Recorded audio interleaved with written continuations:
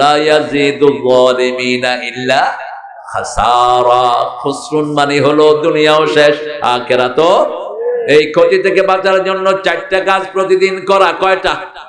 ওয়াল আসর পড়েন, ওয়াল আসর ইন্নাল ইনসানা লাফি খুসর ইল্লাল্লাযীনা আমানু ওয়া আমিলুস সালিহাত ওয়া তাওয়াসাউ বিল হাক্কি ওয়া তাওয়াসাউ বিস সাবর।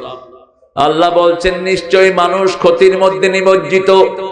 রাসূল ব্যাখ্যা দিচ্ছেন তিরমিজির বর্ণনা, আদ-দুনিয়া মালউনা মালউনাতুন ওয়া মা ফিহা ইল্লা যিকরুল্লাহ আলিম ওয়া মুতাআল্লিম ওয়ালা। দুনিয়ার উপর লানত, দুনিয়াতে যা কিছু আছে সব কিছুর উপর লানত। লানত মানে কি? লানত মানে অভিশাপ। যার উপর লানত হয় তার কোনো আমল কবুল হয় না। যেই মেয়ে চোখের ভুরু চাচে তার উপর কি? আল্লাহর লানত। যেই ছেলে মেয়ে সাজে তার উপরে আল্লাহর লানত। যেই মেয়ে ছেলে সাজে তার উপরে আল্লাহর লানত। যাদের উপর লানত হয় তাদের কোনো আমল কবুল হয়।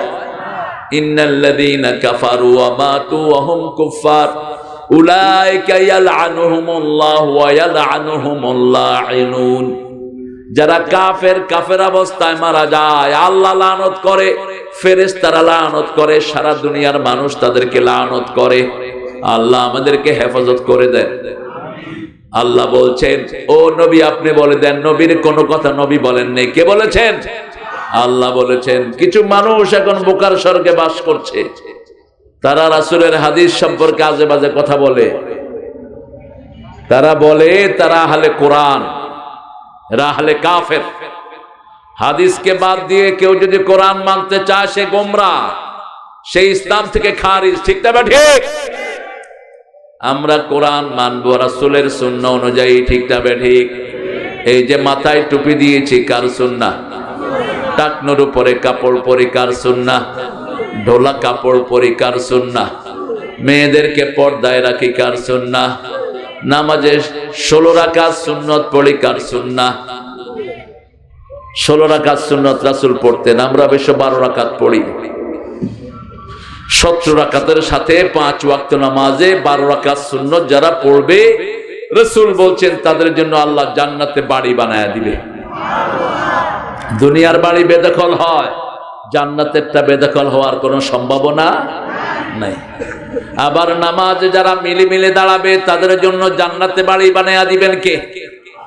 আবার যারা সন্তান মারা গেলে বিলাপ করবে না, চিৎকার করে কাঁদবে না, চুল ছিঁড়বে না, হাই হুতাশ করবে না, ও চোখের পানি যাবে কিন্তু বলবে ইন্না লিল্লাহি।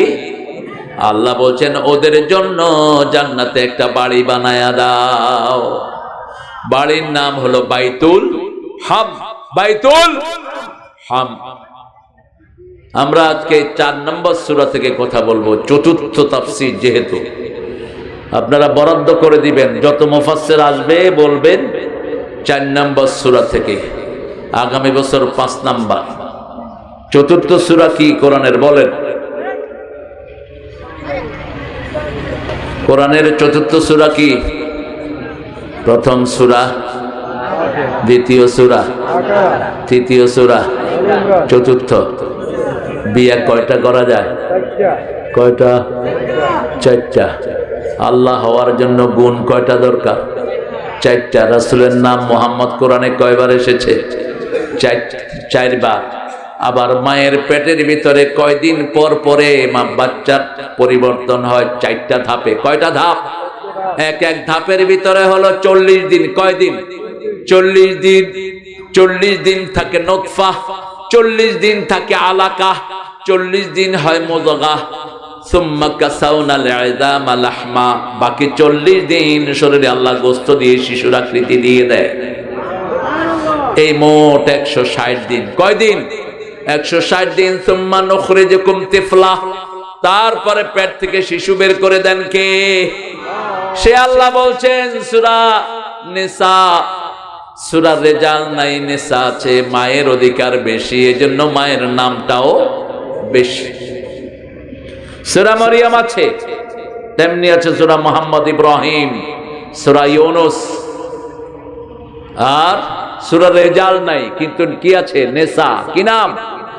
নেসা মানে কি? বেডি সমূহ। কি সমূহ? নারী সমূহ। মহিলারা, মায়েরা, মহল থেকে মহিলা, যে মহিলা পর্দা গ্রহণ করে তাকে বলা হয় মহিলা। মহলের পরিবেশ তিনি বাহিরে নিয়ে যান।